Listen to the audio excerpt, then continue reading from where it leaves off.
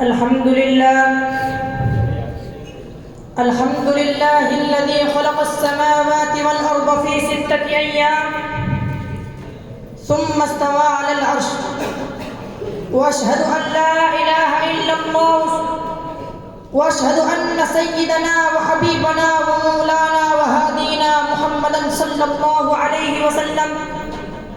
أما بعد، فقال النبي صلى الله عليه وسلم: رئيس الحفل المكرم وزملاء الأعزة وإخواني في الله، هذا معلوم أن لفظ الصحابي وهو اصطلاح شرعي، اصطلاح ديني، اصطلاح مشهور فيما بيننا المسلمين، وهو رجل رأى نبيه محمدا صلى الله عليه وسلم وآمن به ثم مات على الإيمان، لأن الله تعالى جعل لكل نبي أصحابا مخصوصين وهم ملقبون بالحواريين، وجعل لنبينا أصحابا مخصوصين وهم ملقبون بالصحابة الكرام.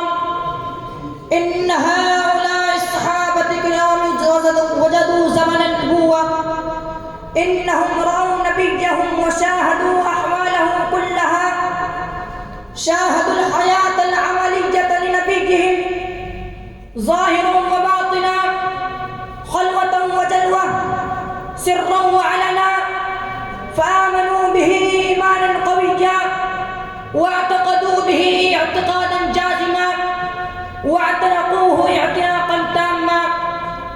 يا أحبائي وأصدقائي، إن هذه الطبقة من الصحابة طبقة عالية من المسلمين، طبقة ممتازة، طبقة فائقة، ولهم رتبة عظيمة وعزمة مسلمة، وهم أصحاب الهدى والتقى، وهم أعلام الشريعة والدين، وهم ينابيع النور والفرقان، وهم مصابيح الإيمان واليقين، ولهم نفوس زكية، قلوب متطهرة، عقول متنورة، بواطنهم عامرة باليقين والمعرفة، ظواهرهم متزينة بالأعمال والصالحات.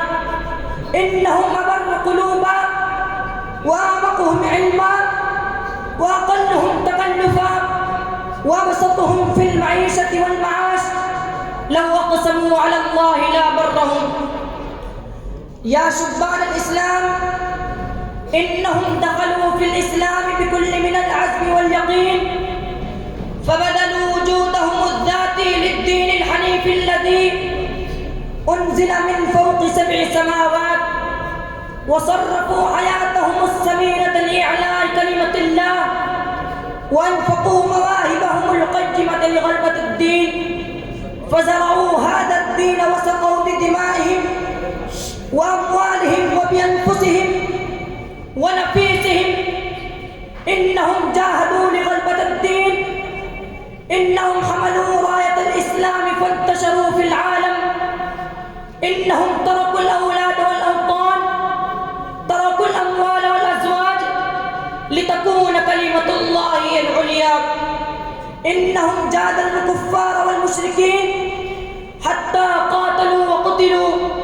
إنهم صبروا صبرا قويا، إنهم ثبتوا ثبوت الجبال الراسيات، إنهم لم يتزلزلوا ولم يتذبذبوا، إنهم لم يتصالحوا ولم يتفاهموا في أمر الشريعة والدين، وهم العباد الذين لا خوف عليهم ولا هم يحزنون. لذلك قال الله تعالى: ولما رأى المؤمنون الأحزاب قالوا هذا ما وعدنا الله ورسوله وصدق الله ورسوله، وما زادهم إلا إيمانا وتسليما. من المؤمنين رجال صدقوا ما عاهدوا الله عليه، فمنهم من قضى نحبه ومنهم من يعتذر، وما بدلوا تبديلا. يا زملائي وأصدقائي، إن الدين وغلبة الدين هو المقصد العظيم لهم، كما بين أحد منهم ممثلا لجماعته أمام رستم قائد قوات الجيش حينما سأل عن سبب مجيئه فقال الله ابتعثنا لنخرج من عبادة العباد إلى عبادة الله وحده، ومن ضيق الدنيا إلى سعتها، ومن جور الأديان إلى عدل الإسلام، وكانوا يتمنون الشهادة في سبيل الله في كل وقت وفي كل حال، كما أظهره الصحابي الجليل سعد بن وقاص بهذا الكلام: إنا نحب الموت في سبيل الله كما يحب العجل الخمر. يا أحبائي وأصدقائي، لذلك أعلن الله عن غزائهم فقال: رضي الله عنهم ورضوا عنه، وشهد بهم النبي فقال: أصحابي كالنجوم بأيهم اقتديتم اهتديتم. وقال: عليكم بسنتي وسنة الخلفاء الراشدين المهديين، فعلينا أن نتخذ الأسوة العلمية لهؤلاء أصحاب الكرام، فنكون من زمرة المتقين الذين لا خوف عليهم ولا هم يحزنون. وآخر دعوانا أن الحمد لله رب العالمين.